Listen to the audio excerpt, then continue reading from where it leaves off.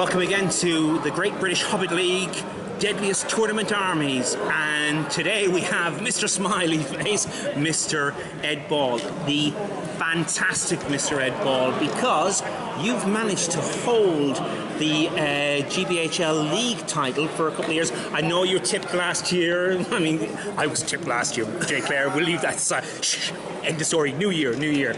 But you've basically held the title for quite some time, and predominantly you have used the brilliant, the ultimate, the amazing, the Felbeasts. They're not that good.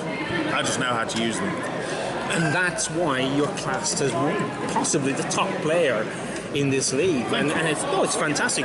You are a person that we, the lower minions, try to aspire to beat.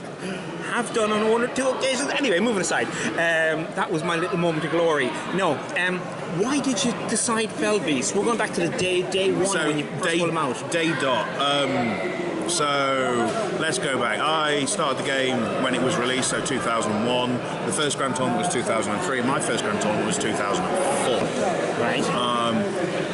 They were 1,000 point split between two armies. Okay. And then in 2006, they went to 600 points aside, as opposed to a 1,000 point split, how you might like. Okay.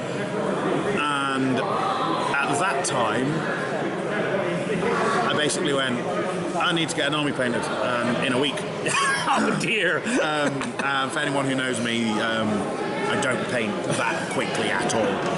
And painting a Felbeast is a little combination of undercoat, washers and highlights. And that army was 3 fully tooled up Witch King, 2 unnamed, and a poor, unfortunate Ringwraith on horse. Okay. For a grand total of 65 points on that one. That was 600. And I just basically started using them. From there, it was more of a convenience factor. Right. And then the following year, they went to 700, which for the grand tournament, so 2007, and that was 4 on Felbeast.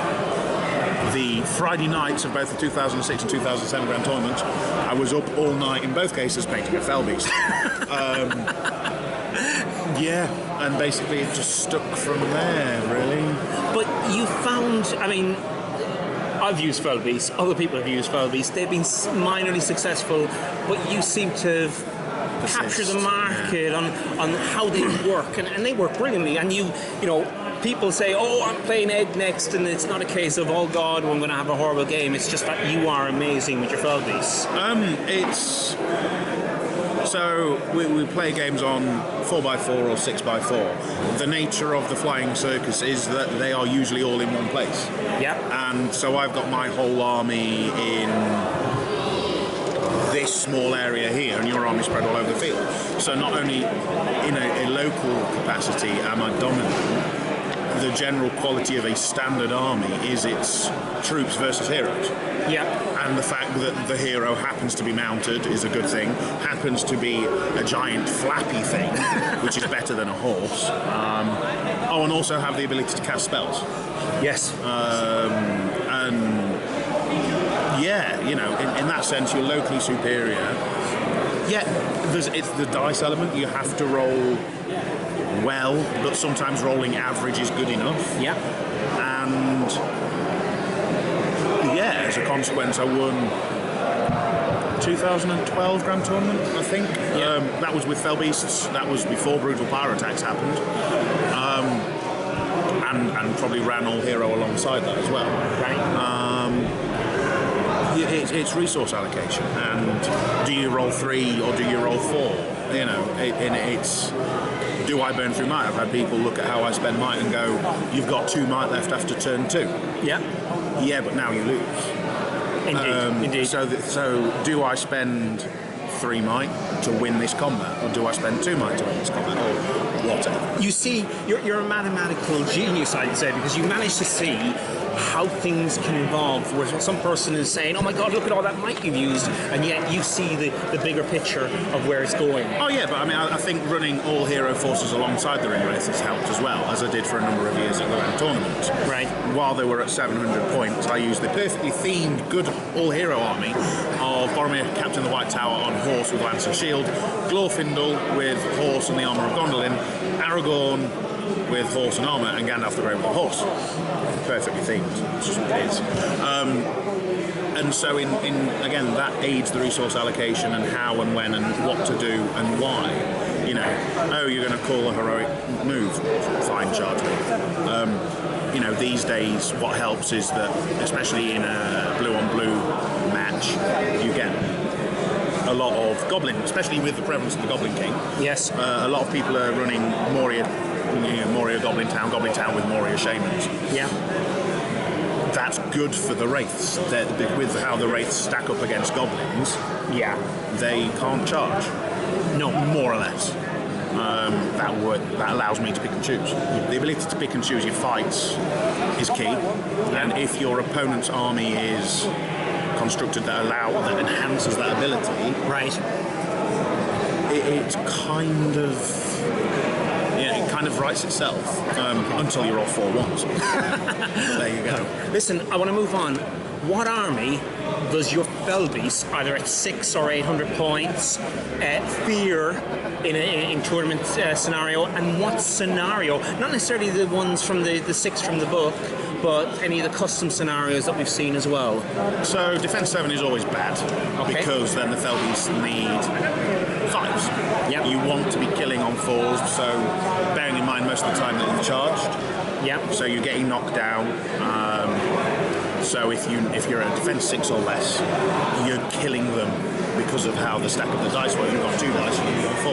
Yeah. When that becomes 5s, that becomes so much harder. Okay. So Dwarves are bad, Guard of the Fountain Court, etc. Anything that is able to put in natural fight 6, so Palace Guard with Thranduil close by, Guard of the Gladron Court. Yeah. Arguably, Hobbits are a problem because of risk resistant to magic. I'm going to pull you forward so that I can heroic combat and bounce on. They've got 17% chance that they're just going to go no. And then I'm going to be stood in front of an army of Hobbits just waiting to get shot. Yeah. That's always fun. And essentially anything where, for want of a better word, I can't automatically go 6, I win. Yeah. So elves, minor heroes, they're always fun because they go, oh, I'm going to strike.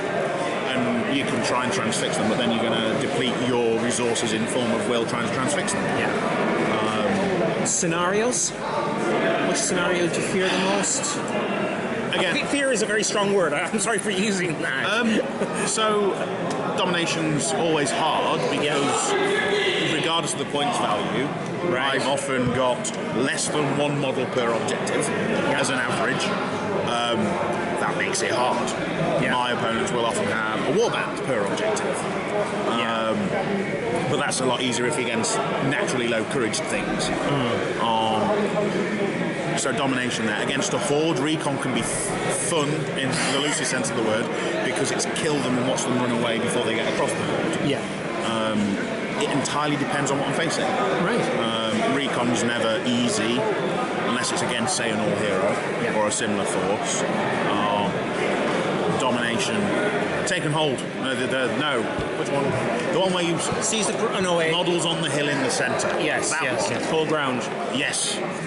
Because variants can do you over. You can break them, and then because it's random game end, the game can end, and they have had nothing run away. They've still got more, so you can do your best and still struggle. But it's timing when you break them. Yeah. Well, listen, really appreciate that.